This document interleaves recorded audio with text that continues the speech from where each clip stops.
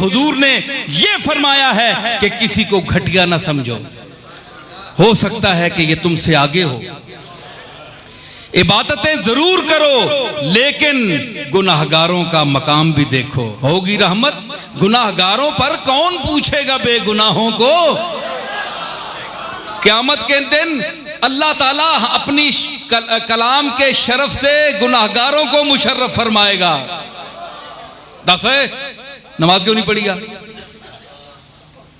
दस है रोजा क्यों नहीं रखी, दस है फलानी शरीयत ना काम क्यों नहीं की।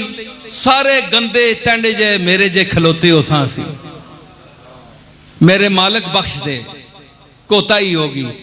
तेरे आखिरी रसूल ते ईमान ते आंदा है गुनाहगारा गंदे या नमाज नहीं पढ़ी, रोजे नहीं रखे, पैड़े काम कीते, लेकिन कमली वाले दी गुस्ताखी नहीं की।